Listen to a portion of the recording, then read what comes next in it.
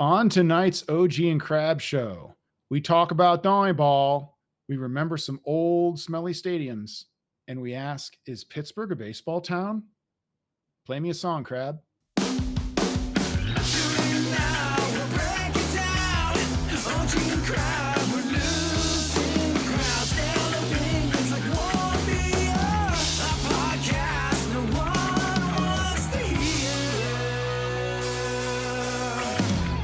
Welcome back to the OG and Crab show. I'm OG, and joining me, as always, my buddy Crab. Hey, Crab. Hi. Look, we're doing 2 episodes like back to back. Is this a winning streak? We're on a winning streak. I know. Don't get used to it, everybody. We'll be busy dads again come Monday, probably. There'll be like we'll be in a slump. Like the Pirates. You get like 1 win and then a bunch of losses. It's like this podcast. Oh, yeah, the Pirates. Donnieball. How about that Donnieball? How's Donnieball doing? He went to Mount Lebanon and trick-or-treated at Jim Leland's house. He went to Point Park. He has a child who is the nephew of Pittsburgh legend Neil Walker. So, I mean, Donnieball, right? That's all you need to know. That's all we care about, apparently. He likes to bunt. A lot of bunting. A lot of bunting. There was bunting today in a situation where I guess it paid off, but it was not a great Sometimes it works. Sometimes it works. Sometimes they manage to move those runners up and get that sacrifice fly so that 5 batters in an inning produce a run occasionally. That's Donnieball in a nutshell. Donnieball. Errors. Lots of errors this series against the Rangers. Two big ones that lost 2 games pretty much, that put up runs that we would never claw back. That was O'Neill Cruz in the first game, and then today Adam Frazier. Almost the same play. Saturday. Different field. Almost exactly the same play. Yeah. That's Donnieball, baby. Fundamentals. I mean, fundamentals, bunting, leaving Carmen Majinski in well, I guess it wasn't a high leverage situation, so who gives a shit? Just let him pitch his brains out. It's like starting, but what if you start in the middle of the game and only go 4 innings? It's a start, Carmen. It's like you're starting again. So Donnie Kelly, Pirates manager, has been at the helm now for as long as his predecessor Derek Shelton was to start the season. And I believe you have their records handy. Can you tell me what Derek Shelton's record was in 2025? So this was comparing Shelton's 38 games and Kelly's 38 games. So Kelly's been the manager for the same amount of games that Shelton was. Right. Shelton was 12-26. Kelly's 18-20. Shelton's winning percentage was .316, and Kelly's winning percentage is .474. So a full season pace under Shelton would be 51 wins and 111 losses. And a full season pace for Donnieball Kelly, OG, can you guess what it might be? Well, I'm bad at math in my head, and I wasn't listening to everything you said. So I'm going to make a wild guess and say that Donnieball in a full season is going 70 games. 77 wins and 85 losses. Oh, hey, that's much better than I guessed.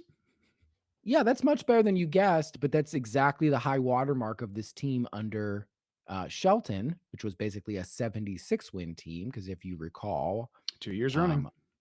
2 years running. So for me, maybe Don Kelly is just Derek Shelton. Like maybe maybe they're the same guy. And this is what, a full season of Don Kelly would give you the best season under Derek Shelton. Like, maybe it's the players, OG. Could it be that the players can't hit? Because because I do see differences. I do see differences in the managerial style. Like, it's not like there's no difference between Shelton and Kelly. Like, I don't want that to be the story that gets clipped, is that we think that, or that I think, maybe you do. I don't think that Shelton and Kelly are the same guy. Like, they have different managerial styles, different tendencies, but at the end of the day, how important is the manager? And at the end of the day, the record is the record, and it's the players that have to play. There's still more numbers, and they're still bad. Under Derek Shelton, the run differential was minus 57, and under Kelly was -4. So they're scoring more runs under Kelly. The opponent's average win percentage was 517 under Shelton and 549 under Kelly. So those additional runs are giving us the additional wins, as we said. They had 3 series wins under Shelton, 5 series wins under Kelly, no series sweeps under Shelton, and 1 series sweep under Kelly. And they were swept by the opposing team 4 times by under Shelton and 1 time under Kelly.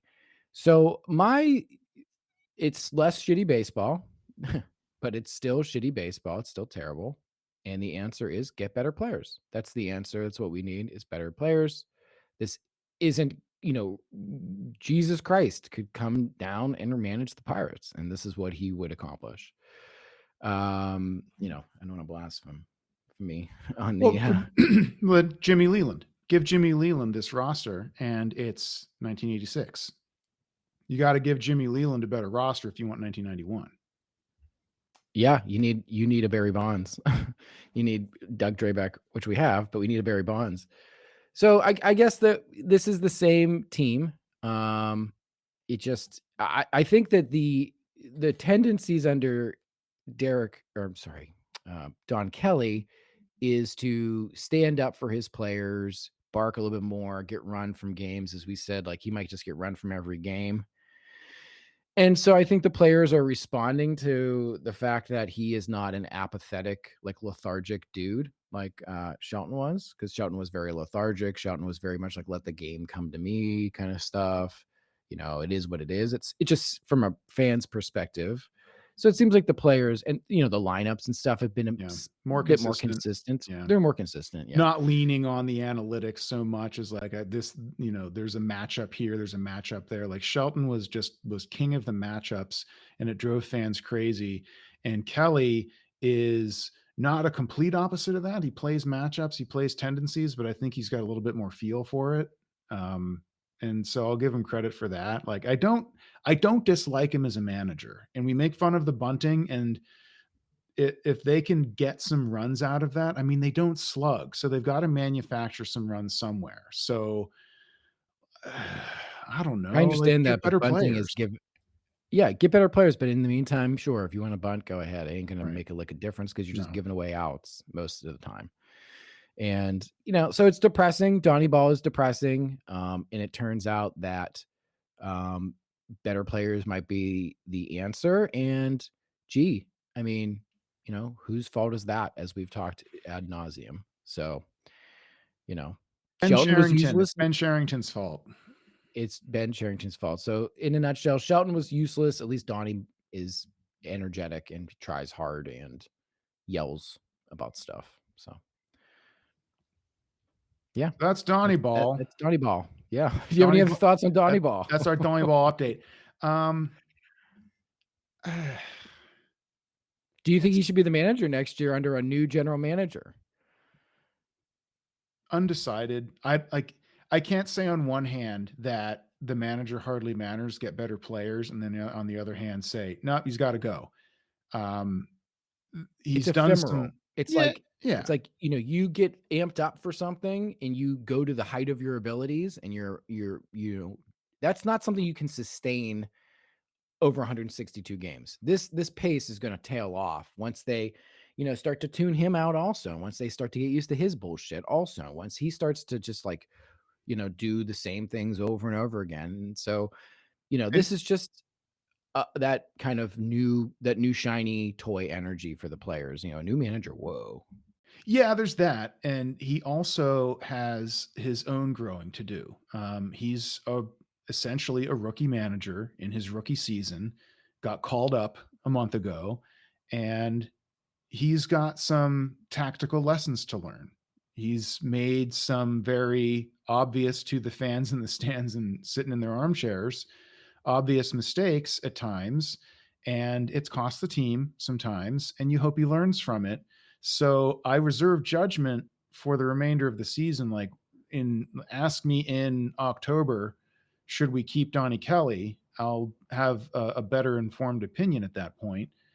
I kind of like it's whatever. Like supposedly Nutting really likes him, and so if he's going I to, wonder why. because Is it because he he's from Pittsburgh. uh, just because he went to Jim Leland's house and trick or treated in 1992? Well, Nutting's a man after our own hearts, isn't he?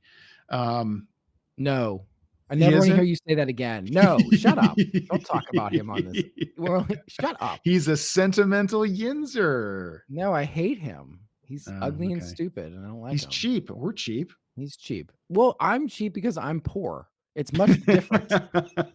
He's not It's totally different. He's rich and cheap, and that's terrible and annoying. Okay. I'd like to think I'd have better judgment about whether I should let my failing employees go from their jobs when they've just so obviously failed at them. But anyway, yeah, I'll reserve judgment on Don Kelly until the end of the season. And if he sticks around, I'm probably not going to be too upset about it. I'll be upset if Charrington's sticking around. I'll be upset if somehow, after all this failure, Nutting talks himself into believing in this mess, which there's just nothing. Well, 77 win pace. A 77 win pace is one more than 76. And to Bob the billionaire, that's one more win. That's like rolling in the dough. He's making wins. He's getting wins. It's like an amplifier that goes to 11. It's one more. It's one louder. One louder. Yeah.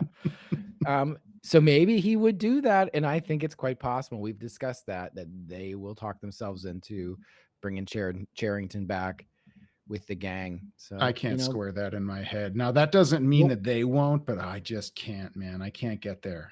I can't. Well, let the losing commence then, OG. More losing. They will. They would like this storm the castle. Man the forts. Losing. We need to do all the losing. Just get in here, losers. We're on Loser Island, and let's keep losing. Well, it's absolutely going to taper off because IKF is going to get traded. He's one of the better hitters on the team lately. Adam Frazier is probably going to get traded, and he's like one of the RBI guys on the team. Who else? Andrew Heaney. They've presumably got pitching to step in and fill that void, but man, the lineup is going to get even worse. And unless guys like Brian Reynolds and O'Neal Cruz get out of their lengthy funks and get on a sustained heater when all these guys get traded out from under them, they're going to get worse and worse. And like, what if they're not in a funk? What if they just can't hit? Well, what if this is what they are? What if Cruz is what he is today? I was thinking, maybe this one, again, 120 WRC plus, was he a 3 or 4 win player or something like that last year? I don't have the number right in front of me, but like a good player, good player. Is he generational? No. And do the kids throw around the word generational a bit too much these days? They do. Yes, they do. Way too much. They do. Way too much. Is he just everybody's a the goat? Definitionally, you can have one goat. It's like saying most unique. There's like that's redundant. You can't have most. Who's unique. The goat right now? Who's the goat of baseball right now? Who's baseball goat to you? I mean, the greatest of like alive and playing right now. Yeah, like the goatiest. The goat isn't alive and playing right now. The goat is Willie Mays. The goat is Hank Aaron. Like you can have discussions about the goat, and goat's not playing right now. He's not. Mike Trout is not the goat. Aaron Judge is not the goat. They're not. Oh my God. They're not. Trout. I'm talking about the greatest player right now playing in the major leagues as of Saturday, January 21st. That's not the goat. That's the great GP. That doesn't make a word. The greatest player playing right now. The greatest of all time. You have to do Saturday, January or June 21st. Shohei Ohtani is the best baseball player right now. Okay. All right. That's the answer then. That's what I was looking for. And if he does what he's doing for another decade, he'll be the GOAT. Okay. If he plays out this contract and is doing what he does right now the whole time, or maybe even like just most of it, then he's the GOAT. He's just not there yet. Okay. So last year, Cruz was a 110 WRC plus, 3.5 wins according to Fangraphs. And he looks like he's still on that pace. He might exceed it a bit, but I think what a lot of people in the media and the fan world are grappling with is the fact that this might just be who he is, that those metaphorical next steps that we try to convince ourselves were bound to happen so that he could be role casted into this like 2013 Andrew McCutchen mold, that he would lead. Reynolds would be the next Marte, and then you'd have everybody like kind of slotted and you'd all these guys taken care of, and then everybody's going to have a great year. And that's the dream. That was the dream. And my stance as a fan has always been like, those players are good out of the box more often than not. And don't take 4, but he missed a year. Oh my God, he missed a year, he got hurt. Well, yeah, okay. Lots of guys get hurt and still hit and still are consistent. So I think O'Neal Cruz is a really, really nice player. I'm glad he's on our team. He's not a GOAT. He's not generational, and he's probably unlikely to become 2013 Andrew McCutchen. We're wrapping up the 3rd month of the season, and he's had 1 really good month, and he's now had going on 2 rather poor ones. So yeah, that doesn't add up to the Bobby. Are you saying Witt he's not a Jr. GOAT? I'm saying he's I not thought he was goat. a GOAT. No, I thought he was generational. No, he's not generational. Okay. He's exciting. When he does the things that only he can do, it's really, really cool to see. But he needs to do them more consistently, and he hasn't. And so, like, without that, failing that, he's, like you said, he's a nice player. I'm glad to have him on the team. He's the most talented player on the hitting side of the team right now, easily the most talented. But he's not bringing those talents to bear consistently enough to be the GOAT. GOAT. It's just fun to say GOAT sometimes. GOAT. Gotta say it with a user accent. GOAT. Them goats. So Donnieball has made Cruz has stayed relatively stable under Donnieball. McCutchen doesn't count because he's just a fringe Hall of Famer, maybe an actual Hall of Famer at this point. It's chipping away at it. So he's doing, get those counting stats up, buddy. Let's get you in the Hall as a Pirate. So Davis had that little like week of like, whoa, Davis. Now he's breaking out. He's breaking out. No. Yeah. Now he's killing birds again with his sky high pop-ups. Mm-hmm. So, but like, maybe there's some. It's not over for him. I'm not right. done. So maybe Donnieball. Right. Maybe Donnieball can help him is what I'm trying to get at with this Donnieball narrative. But who else has actually improved under Donnieball? Like that's about, I can't think of anything else that has happened under Donnieball where you might say, boy, Don Kelly really helped that player. I mean, it's been a month. It's the middle of the season. Don Kelly's not going to personally make anybody better in a month. Like he's just not. And, but that's no the problem. Manager ever will. But we need them to do. That's the problem. Like I understand what you're saying. I agree. I agree with you. Yeah. But the problem is that we need him to actually do that, or else because the whole rebuild is hinged on Donnieball at this point. Well, I mean, again, like if you're looking for improvement in season under a new manager, then you got to give him till the end of the year and then stand back and compare. Like that's where you do need. Now again, you can't trust anything you see in April or September. So like really how Don Kelly gets this team to play through the dog days of the season in July and August is going to be probably the most telling thing. If they tail off, if they kind of shrink and collapse and whatever you want to call it, swoon, if there's any kind of fall off from like right now, they're like just barely keeping their nose and above the bobbing at the top of the water. They're like, gasping for breath, like occasionally before they dunk back down. If they sink, then, I mean, you're seeing that it's not like whatever improvement there could be in mid-season because he's, I don't know, providing better instruction than he did when he was the bench coach. Like he was already there. Like that's the thing. Like what like, was Derek Shelton stopping him from making players better and saying, "No, don't do that drill. That's gonna make him good. We're here to sabotage." That doesn't make any I mean, sense. maybe, maybe I because don't he was believe that. stupid. Who knows? But here's the thing with what I was gonna try to segue to is like you've maybe seen a couple guys show something under Donnieball, but I can tell you one player who has shown nothing under Donnieball and who is unlikely to show anything ever again in my mind, and that is Ke'Bryan Hayes. We yelled about him the other day. I'm ready to yell about him again Mhm. because I was never in on Ke'Bryan Hayes. I really did not like him in 20, I didn't even everybody has hindsight in 2020. Crab always takes out options on hate. So I have lots of options on Hate Island and it's an easy one for me because I'm making lots of money right now. I'm like, I shorted everybody back in the day and now I'm just cashing it in. I'm Oh, cashing it man. in because I was out on that dude. Taking out I was puts out on on hate. that's right. Cause I was just like, I don't get it because, maybe the back, maybe all that, I just never liked the guy to start with. I like his glove. I do. I shouldn't say I don't like the guy. I mean, I root for him. He seems like a very nice person. It's not personal, but like as a player, the bat and stuff, like, it gives me an ick. It's icky.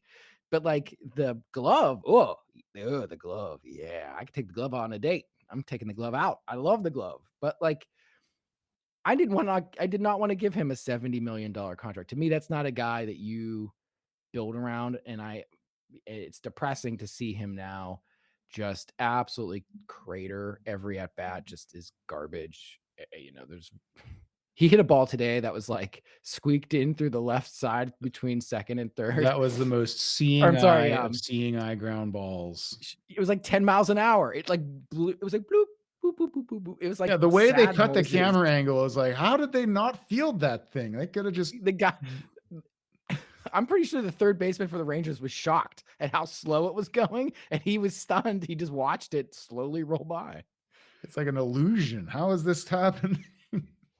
Yeah. Yeah, So he's Hayes is got his just overhauled swing to, presumably help keep his back from getting thrown out, and it's really, really like it's taken his bad production from when he was hurt and made it permanent almost. Like now, instead of him being physically incapable of hitting the ball well, he's overhauled himself so that he's like he just still won't. physically incapable of hitting the ball. Yeah, like he's whatever power he might have had is gone because his swing overhaul has just ruined it. And it wasn't, I never liked it to begin with. It was just so incredibly inside out. He would occasion like anytime that he had his like little spurts of like making everybody think it was finally happening, where he's pulling the ball in the air, he's suddenly hitting the ball out in front and pulling the ball in the air, and then he just curls up into a little ball and goes back to his comfort zone of this extremely inside out, hit it the other way all the time.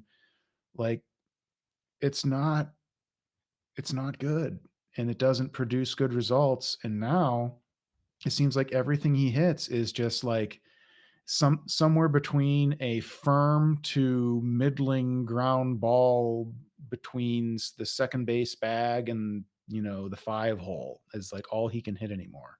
He's not going the other Either way with those line drives to the gap in right field. He's just hitting these like ground ball low liners that hit the infield before it's it's bad. Like it's bad. he either is killing worms or killing birds. Those are his two options. That's what they do. That's what he does. He hits ground balls or he hits pop-ups. 4 more years. He's under contract for 4 more years. And the thing about the Pirates is that if they pay you, you will play. Mhm, Period. This is also why they won't DFA Pham, and that's why they would not DFA Rowdy Tellez last mhm. year because they have this misbegotten notion in their minds. Is it from Bob? I don't know. Is it from Ben? I don't know. I don't quite remember this as being so heavy in the Neil Huntington years. I remember Neil, like, giving guys a time to work it out, but like I don't remember this where like if they pay you any amount of money over a league minimum, you will play, regardless if you're a black hole or not. And it's very frustrating to see because like from a roster building perspective, there's another thing I wanted to talk about today was we should segue to the Jason Mackey tweets. Did you see Jason Mackey's tweets about the past 2 off seasons? Ben Cherington has spent $38 million dollars on 10 bats that netted 3.9 BWAR, baseball reference WAR, about 81% of what it should be at $8 million per WAR. But 2.2 WAR of that belongs to Andrew McCutchen. And you have in this list Choi, Connor Joe, Santana, Hedges, Grandal, Tellez, Taylor, and Olivares equaled 1.7 BWAR for $28 million, roughly. And since 2020, Cherington has obtained 11.6 BWAR via the draft and UDFAs. 10.1 of that belongs to Paul Skeens. Now, the Brewers, they have 15.5 BWAR. And they obviously don't have a Paul Skeens, as what Jason Mackey says. So the draft has been a problem. Now, what I wanted to bring that up because I wanted to, I'm not a big fan of signing free agents, especially for Pittsburgh, the Pittsburgh market. But when do you think it becomes like, I think they're just like chasing a high from the Moneyball years where they got Russell Martin cheap and and they got Burnett in that trade with the Yankees where they practically gave him to us, and they're chasing that high to see like what we can get from these assets. And like Edison Volquez was another one where A, those days are long gone, and B, when do you think it's time? Like, when do you think they're going to change their mindset and like pool that money and just go get like Max Kepler for 3 years at $28 million? Like, or $15 million a year or whatever. Like that money could be deployed in such a better way. And then you have one outfield position taken care of. Is it going to make a difference? No, we're still going to lose, we're still going to win 77 games. But then you just let like the normal course of action takes place and you bring up guys like Gorski, who's, like instead of just let Gorski be the sub replacement players instead of having it be Pham, and then you just cycle those losers in and out and see what you got with them while you have them. And then DFA those who can't cut it and can't be bench guys, can't be fourth outfilders, aren't depth, aren't fringy. Do you see what I'm getting at here? Do you see the whole thing? Like, yeah, I get the gist of like, I get the strategic thrust of it, but I take an even more extreme stance that when you're the Pirates and you're not going to have a payroll that crests $100 million, then it is a fool's errand to think that you're going to get a great deal of value out of any free agents. Now, they have a couple of free agents that they signed this year that they're getting excellent value out of, and that aren't Andrew McCutchen. They're getting excellent value out of Adam Frazier, which nobody saw coming. That was pretty universally panned as, why did we sign this guy? What is this? Because looking at his last 2 seasons, it looked like he was going to give us what Tommy Pham has given us. And Andrew Heaney, on the other hand, was like, why didn't anybody else sign this guy? Even when we got him, it was looking like a steal. And for the most part, I mean, he had to blow up in his last start, but for the most part, he's been very, very good. And what is he, like $5 million less than Kutch, or a shade more? I forget, but he's like, they're getting excellent value out of him. They're getting less than nothing from Tommy Pham. I agree. Like that's bad, but like we also went around and we looked at all of those sort of like middle tier, if they pooled their money, they could afford it guys, and how badly they've been doing. The Tyler O'Neills and the I get all that. Confortos. Like there are guys out there who like, if you get the right one of those, if you get the 1 or 2 of those guys that cost in the high teens AAV and they don't stink, then that's a better use of money than spreading it around and trying not to fail. I agree with that. But I would rather take that money and try and pry loose late arbitration guys who are going to cost 9, 12, $14 million in ARB3, something like that. Guys who are going to go get paid Give me in an free example. agency. An example of that this year would have been Mike Yastrzemski. He was rumored to be on the trade block last deadline and through the winter, and he has put up some rather good numbers for the Giants. Now, it could be that he was never really on the block or they wanted way too much for him, but estimates at his surplus value over the winter, like we could have gotten him for like Sammy Siani and change. Now maybe Buster Posey was like, no, no, no, I know what I've got. This guy is a baller and I'm keeping him. And if you want him, you're going to overpay for him. I don't know. But there were rumors about him being moved last You got to be summer and comfortable last winter. saying no. You got to be comfortable saying no. You know, but nevertheless, like even if you have to ship like 2 AA relievers and Sammy Siani, who cares? Like you can go get like it's like overpaying for a $9 million Mike Yastrzemski, who's going to come. And so thus far this year, I haven't looked at his numbers recently, but last time I did, he was like 130 WRC plus. He's 30% better than league average hitter. He plays a good defense in the outfield. He'd be an excellent left fielder. He would have been a great, great fit if you could pry him loose. So big if, but that would be a guy. That's an example of that. Another guy like that, Cedric Mullins, was rumored to be, he's from the Orioles, usually their center fielder. He was rumored to be on the trade block. He's in his final year of ARB as well. He was rumored to be on the trade block last summer and over the winter. And the Orioles were out there signing Tyler O'Neill and Ramon Laureano. And like, they've got this like log jam of prospects like Kjerstad and all these guys. And Cedric Mullins was looking like somebody they'd be willing to part with so that they could redeploy the whatever, like 8, 9, 10, $11 million. I don't know what he's making in ARB this year, but it's an amount of money.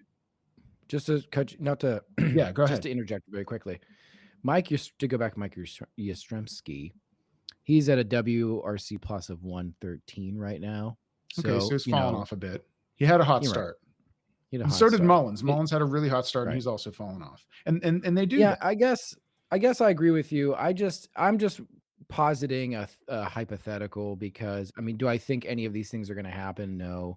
Do I think Ben Cherington is like afraid to trade Sammy? I mean, he waxes poetic about Greensboro's lineup, probably because he thinks it's probably the only thing worth a damn right now on his radio show. So I don't think he's willing to give up with anything. And, that segues to another Jason Mackey tweet that I wanted to see if you had seen, which was I think I did see this one about the trades. Yeah, since 2020, the Pirates general manager Ben Cherington has made 11 trades within 2 days of the deadline. That's netted 14 hitters, 8 who have seen big league time, and their combined Baseball Reference wins above replacement is 0.3. 0.3.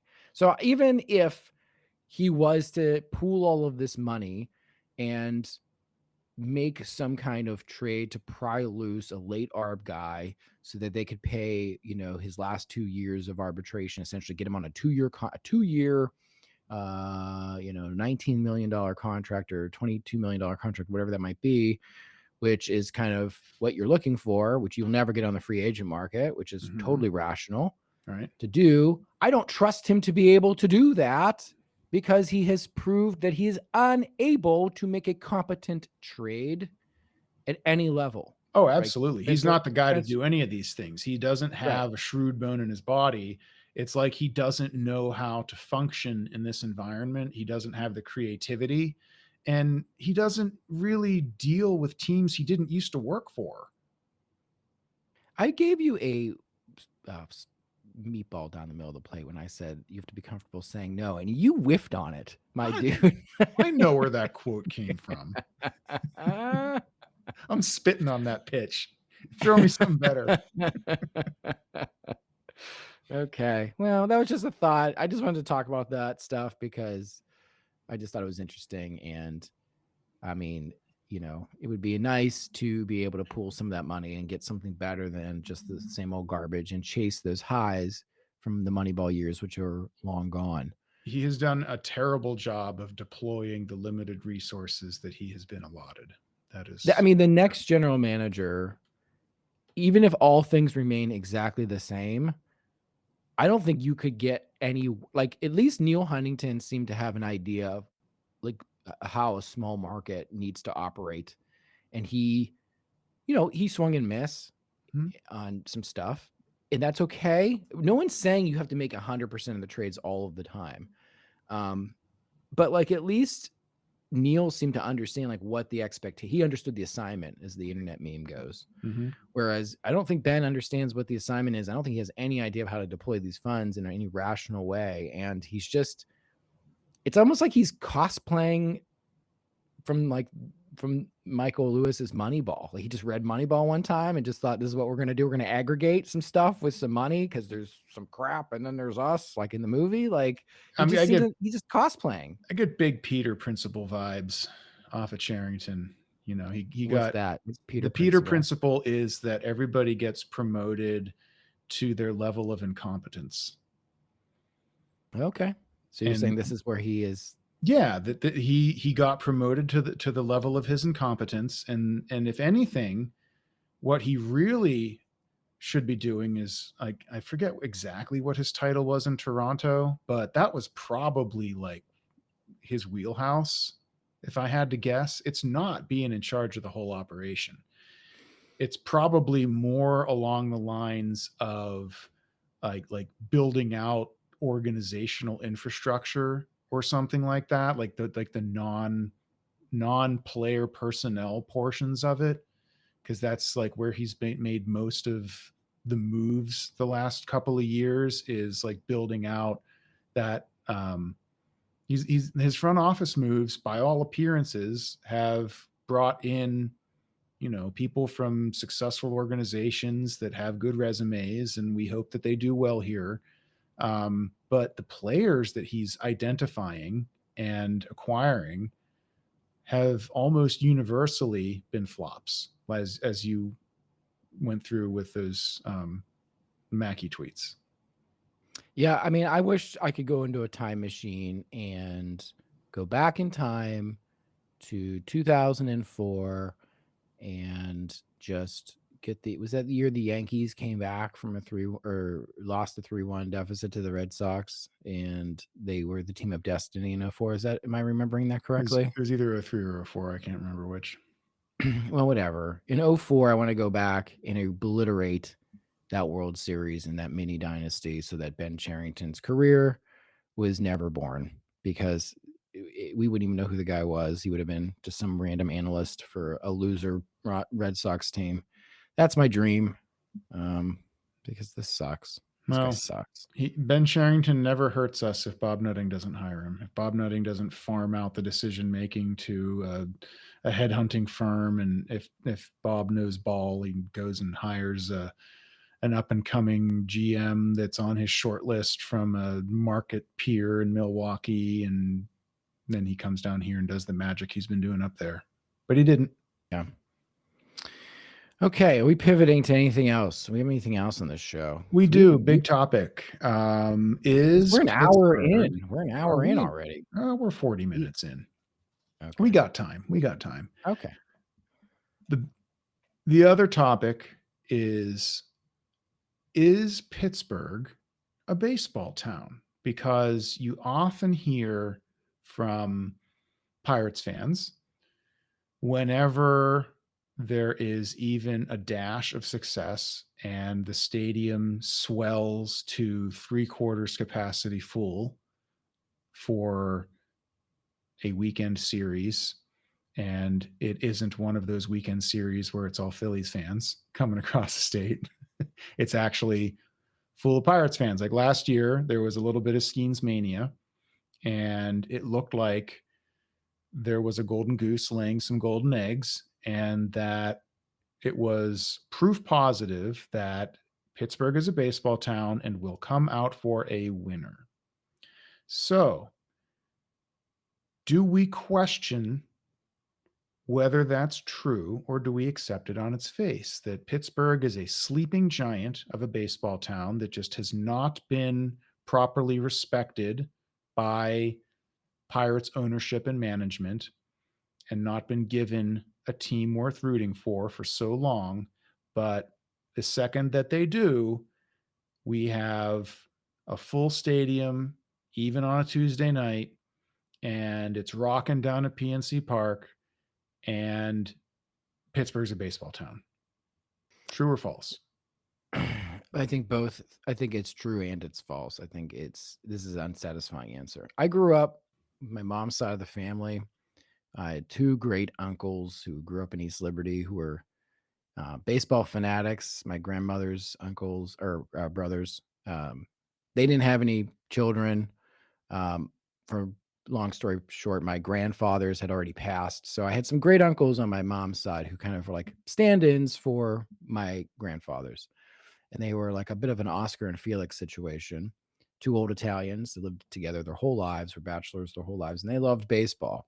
And they told me since I was a very little boy that this was a baseball town first, that nobody gave a damn about the Steelers until the 1970s. And I took that to heart, and I still think there's a kernel of truth in what they used to tell me. They told me stories of how they would go to Forbes Field and sneak in after like the sixth inning to see Ralph Kiner hit a home run in a losing effort. And these were like 105 lost Pirates teams.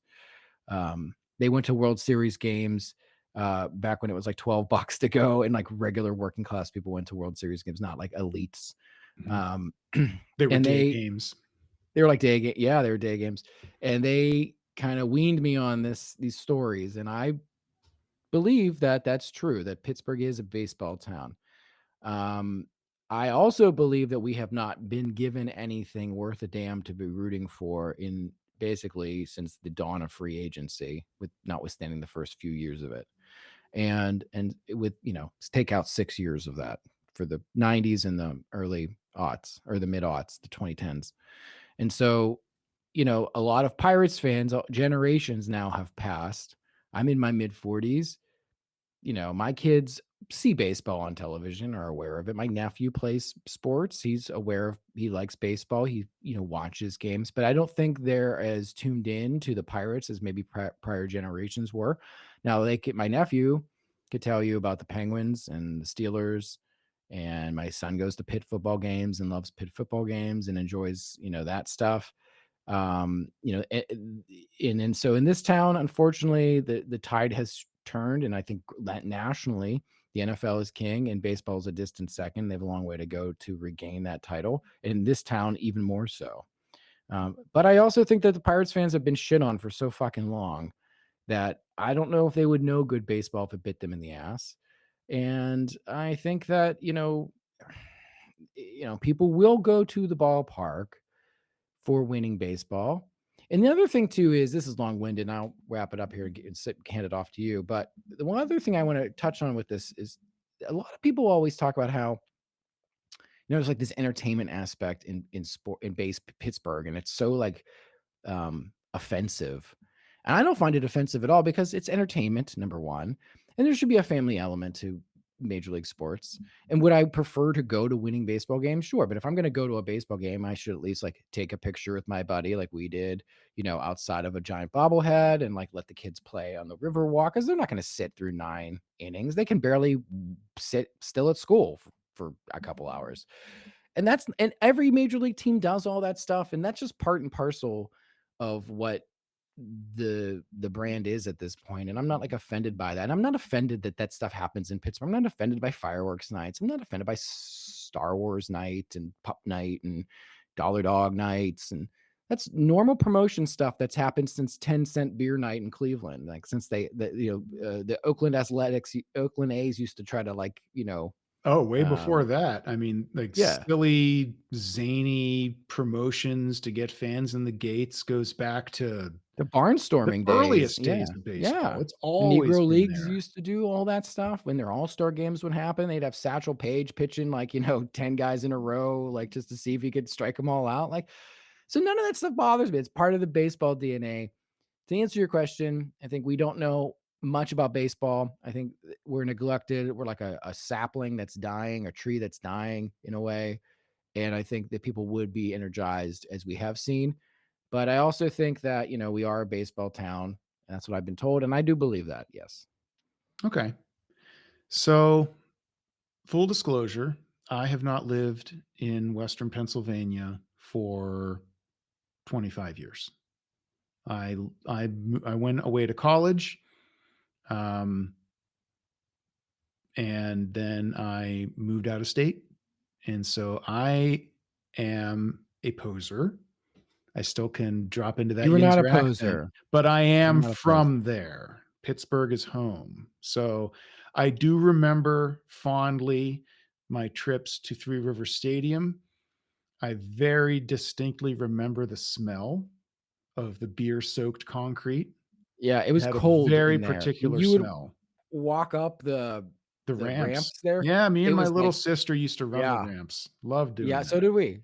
Yeah, Mhm. we did that too. I think every kid in Pittsburgh did that, but, like, it was cold in those ramps. You'd be, like, 99 degrees outside, like, a day like today. It You'd was a walk in that giant ramp, and it was, oh, like, yeah, that thing was a heat sink, man. It would cold. just Yeah. suck the heat out of the air and yeah, it was concrete donut. And the other thing about Three Rivers, I remember sitting up in the bowl with my dad and stuff, and, like, those seats were perched the Very steep. Yeah. steep, steep. My sister, who's only 2 years younger than me, so she's not like, if I was 10, she was 8, that was not, small, but I remember her being, like, holding on to my dad for dear life, like she was gonna Yeah, fall I'd get, like, forward. vertigo. It's yeah, it was really steep up there in that upper bowl, that top upper deck. Upper like, that was back when upper decks were really upper decks. They were like ants on the field. What is this, a stadium for ants? It was, like, Mhm. this big. You couldn't see anything. I remember going to games of Three Rivers where they knew it was so cavernous and that they basically never filled it for baseball, and so they had animations, like, when they wanted the fans to make noise. This is one of, like, the things I distinctly remember at Three Rivers games with the Pirates, is that when they wanted the fans to make noise, they showed up on this was the old, like, matrix board, the old, like, monochrome, like, Did like a animated Marlboro, lights. it was like yeah, cigarette ads around Yeah, it still. it wasn't the video board. This was the thing where they would show the animations, like the old Walks Will Haunt Ghost. Well, one of them was this cartoon guy sitting with 2 empty seats, 2 empty stadium seats next to him, and they're showing him, like, banging them up and down to make noise. 'Cause, like, that was they knew that, like, every 3rd seat in the stadium was occupied and that you'd have empty seats next to you on either side, and you could just, like everyone was spread out to, like, not be shoulder to shoulder because the stadium is mostly empty, and, especially, like, in the upper deck and stuff and the cheap seats, and so they were showing up on the stadium screen, just, like, bang the seats to make noise. Like, I remember there were so few people there. one time it was probably I was in high school, and so if I graduated in 2000 and PNC opened in 2001, this would have had to only be 98 or 99. We were like I remember we were playing the Reds, I can tell you that. I might even be able to find the game on Baseball Reference to one of these, like, sleuth things. It was May, I got old Reds, and it ticket had to stubs be up on my dresser. I should have brought them down. I didn't think of it. we were like a couple of friends and I went to a game, like a day game, and we were sitting like way up in the cheap seats. And there were people like just banging. Like there was like a 20-year-old couple, like just like maybe 5 or 6 years old. And they're like pretty far away, but like there was nobody up there. So we could clearly see like they're just like having sex out in the open. It was just like a free for all up there. There was, I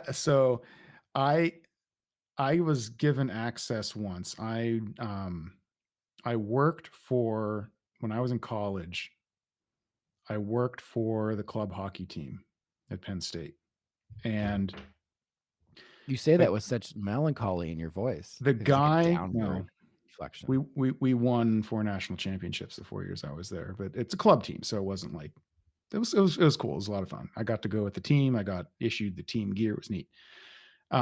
Anyway, the guy that ran the team, um, Joe Batista. He ran the club, and he was sort of like an impresario too. Like he had to like get funding. Like they tried to like act like a varsity program without being a varsity program. So he didn't have any scholarships to give away, he didn't have any of that stuff, but he did have like you get to come to Penn State, you get to wear the Nike stuff, like it's like quasi varsity experience without being varsity. So he used to work for the Penguins way back in the day as like one of the like marketing people that would like do promotions. So he had this old like bootleg video that he got handed to him from somebody at Three Rivers, because everybody in that community was like connected back then. And on the tape was one of those incidents. The stadium cameras recorded them up there. I don't know if it was full on Yeah. intercourse or third base, but giggity giggity. And so they recorded, so they had a shot of them doing the deed. And later it cut to a shot of them when they like were done. They took the camera back up to them and they put them on the jumbotron after they were decent again, and put up on the jumbotron enjoying the game, and the people saw themselves on camera and were like, oh, they got us. And they're like yeah, I mean, it's not rocket science to see, everyone yeah. knows that they're even dumb old, high school crab knew it was like, "Whoa, shit, these people are, they're fucking." A So, I mean, we little were like, bit of "Is that?" privacy in a Yeah, but like giant that was Three stadium. Rivers, and it Yep. was cavernous, it smelled like piss, it had terrible sight lines. It was clearly a football stadium that they accidentally found out they could play baseball in. Just Um, had to rotate the stands. rotate, you're They right, were but on like, and it tracks. was right, Terrible but AstroTurf, like the old like foam, everybody like blew out Woodson's knee AstroTurf. it's insane that, like, there's so many, like, stadiums in Major League Baseball at one point that were exactly the same. Like, Mhm. I even lump, like, the Metrodome and the Kingdome and the Astrodome are in one category. Yeah, Milwaukee, but it kinda looked like Atlanta Stadium, which kinda looked like the Baltimore Orioles Stadium, and Yep. then you had, like, Riverfront. Is very uniform all the way around, and most of the outfield walls were blue back then. Now they're mostly green.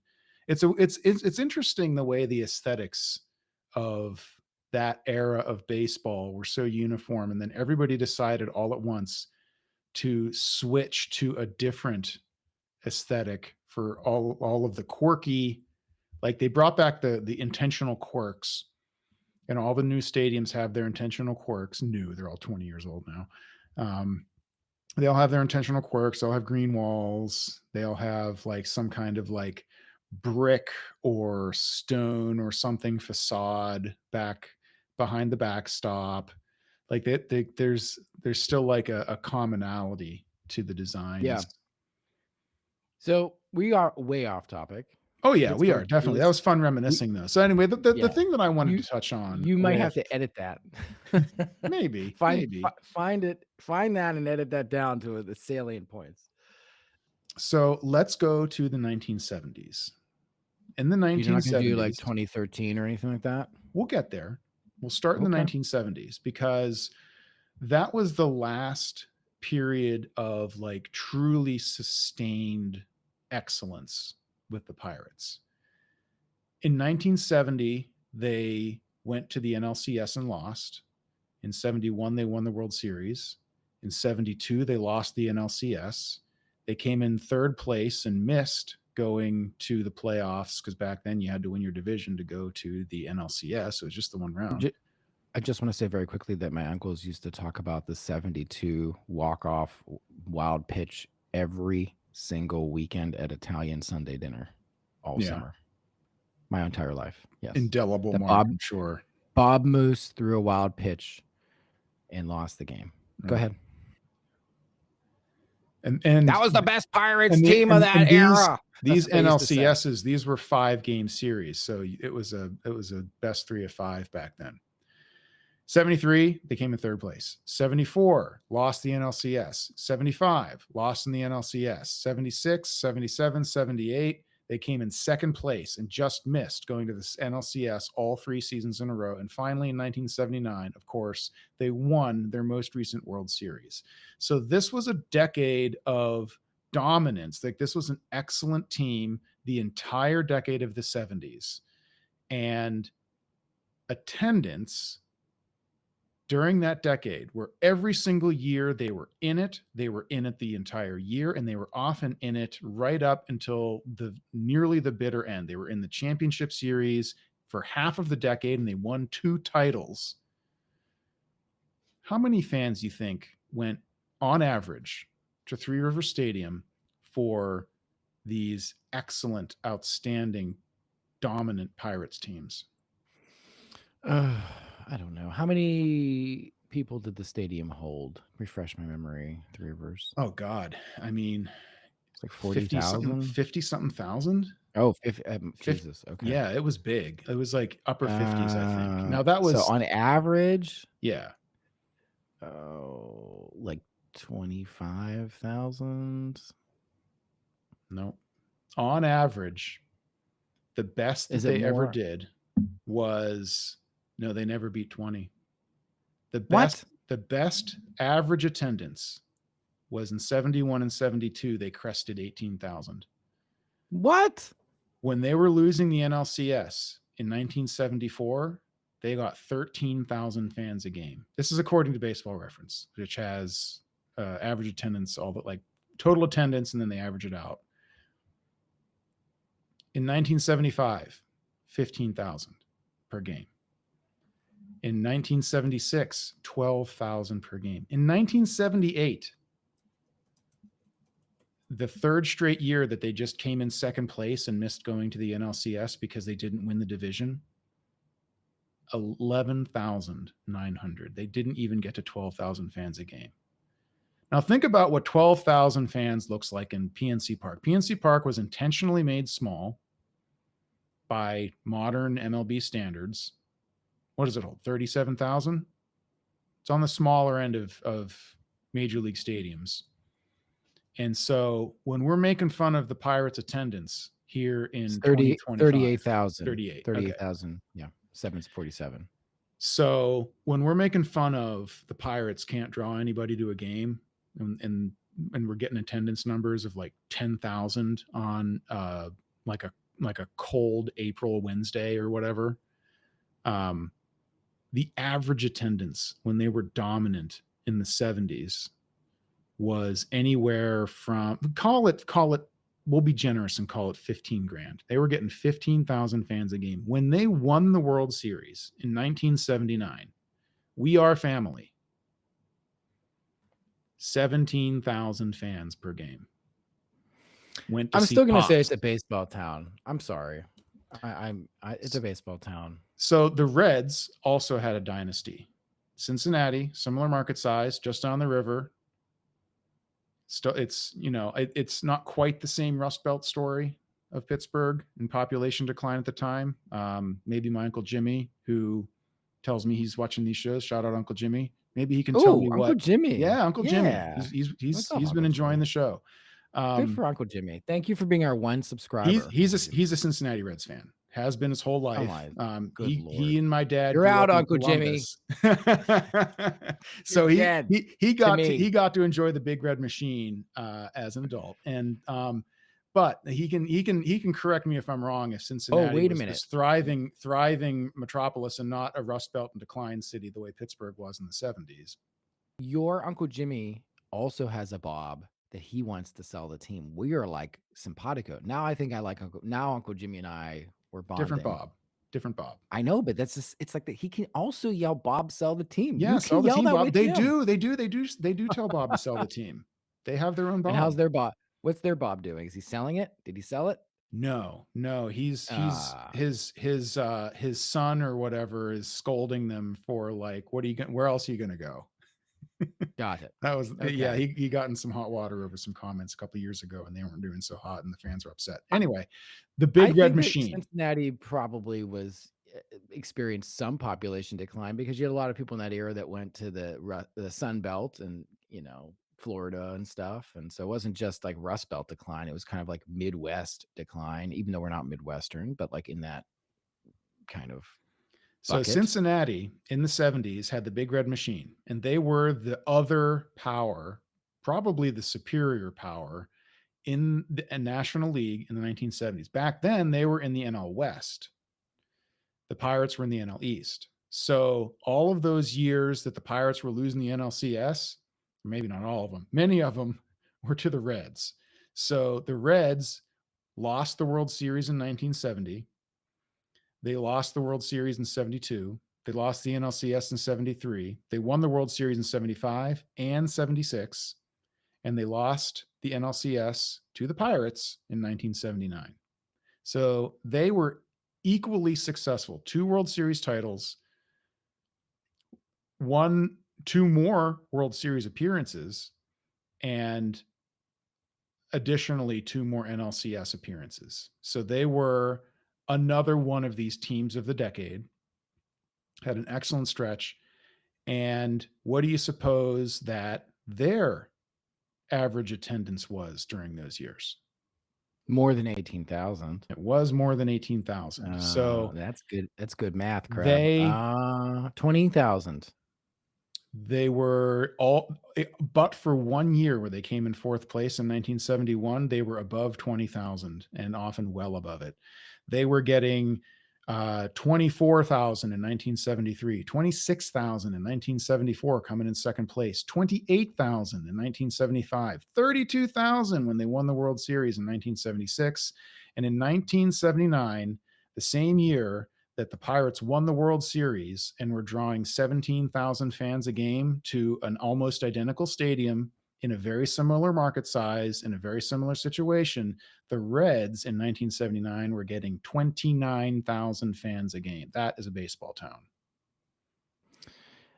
I still think this is a baseball town, and you're not going to shake me. Okay, and I'm being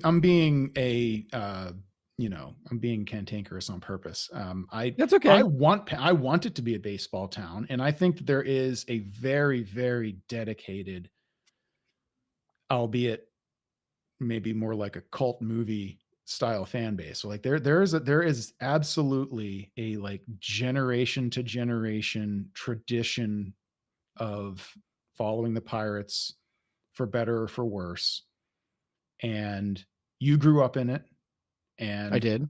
I grew up a little less in it because, like, as of course, like my dad did not grow up a Pirates fan because he and his brother grew up in Ohio.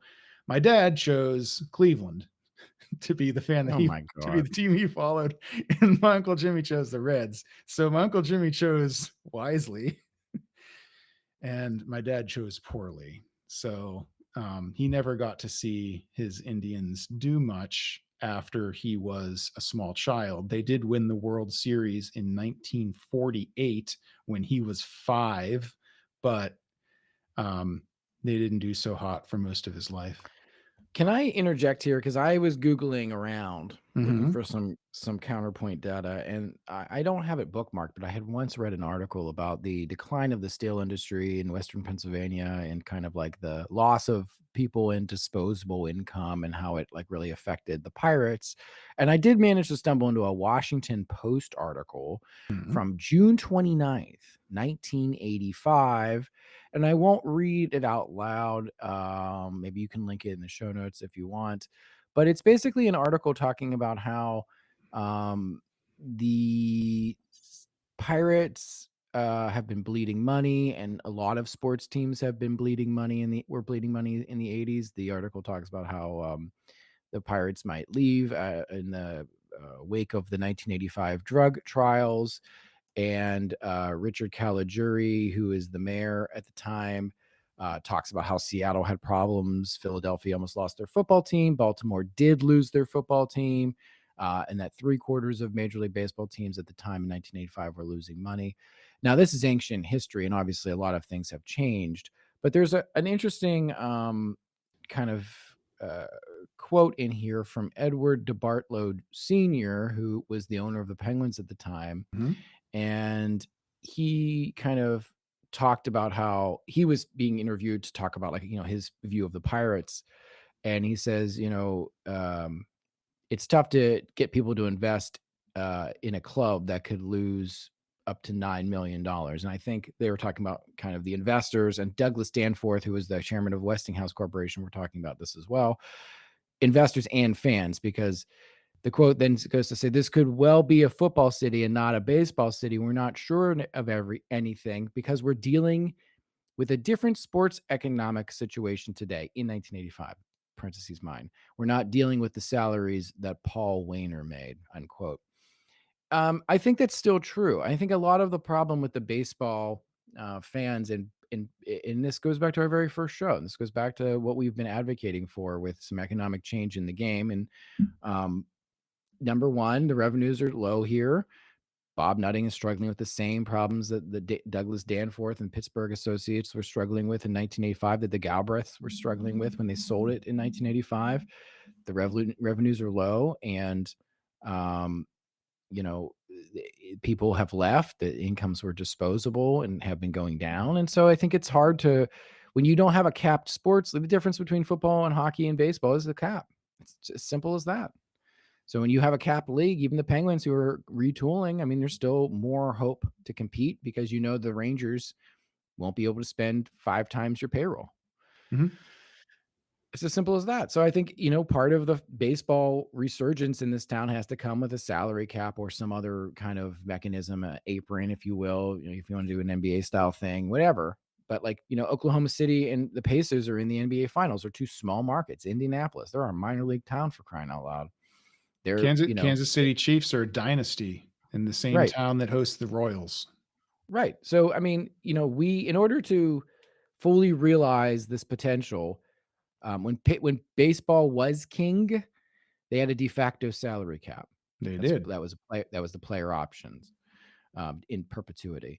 And when the Pirates were in their heydays, free agency was not a thing. It was in its infancy. Yeah, I mean, sure. It It had not was a gotten to the baby. point It was where it in 1979, it was right. 4 years old. They didn't even know Yeah, what to do with it yet. exactly. They had no idea what it was gonna look like. They were just figuring it out. So, for all intents and purposes, it didn't exist. By the time free agency was really rearing its head, 1985 was around, Mhm. and this article was being written about how nobody can compete here and everyone's losing money. Why is that? Because the players' salaries are out of control.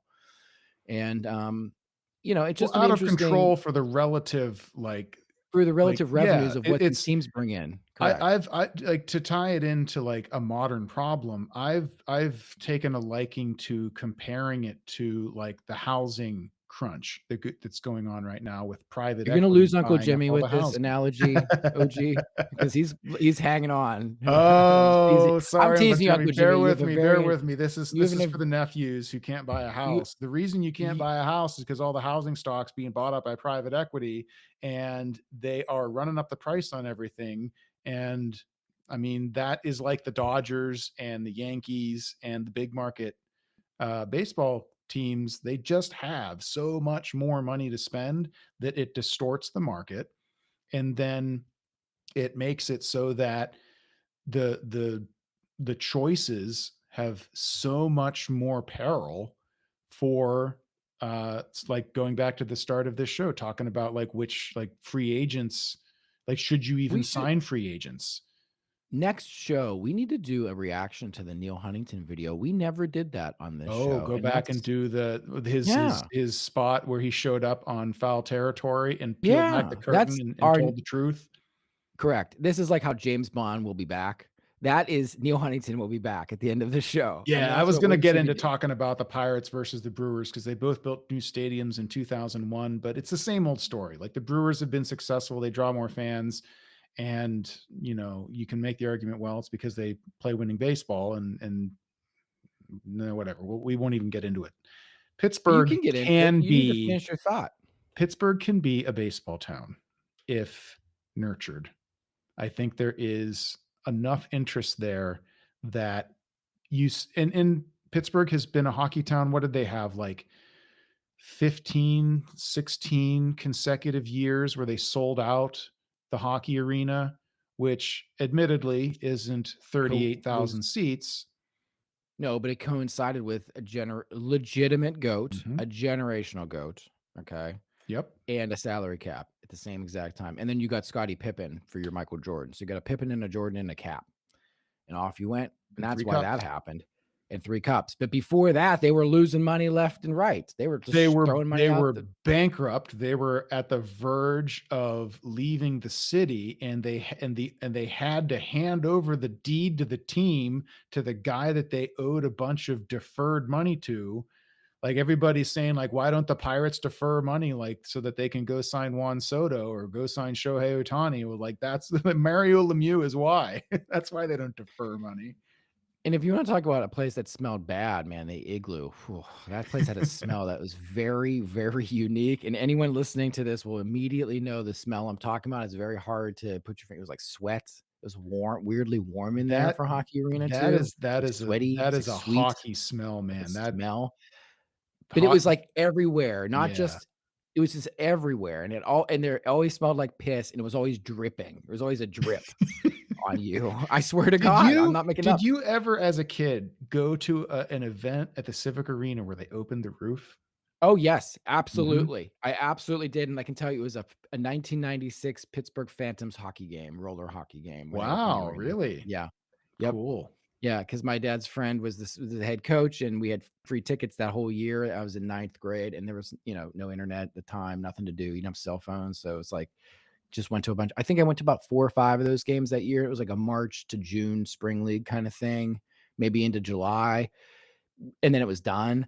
And I remember very clearly one of those a couple of those games, they opened the roof, and I was like shell shocked. I'd never seen it before, and it was what I do They remember didn't is it do it was very so often at that time. well, there was nobody in the arena when we had these tickets, and I remember just going. I remember walking around on my own. They were playing a game, and there was probably I don't know, 10, not even 10,000, 5,000 people in there. I mean, it was nothing. Like they were just literally giving tickets away. I still have a program at my mom's and dad's house in my childhood bedroom of the 96 Phantoms, like the team program, the calendar and stuff. That was back when I should bring it. rollerblades were, like, brand It new, like, had just been invented, and they were really, right, it was like, very cutting edge, cool. cool Yes. thing, yeah. And I remember sitting I was so high that I was, like, kind of, like, angled, like, perpendicular to the top of the dome, and they just opened it, and I remember being like, "Holy shit," like, didn't know what to do, and it cranked. It had this cranking sound that literally sounded like a sound effect from a movie. Like, the Foley guy would just go, Like the I mean, it sound just of the trash compactor in Star Wars, just like the creaking and the no, groaning and the it old was like metal? a click Oh, clack, and it just went. Like, you could hear it like a actually, like, kinda funicular, like, going up the yeah, track, yeah, or it a was like roller kind of like the coaster going up the incline. hill, like going up the Yes. Thunderbolt.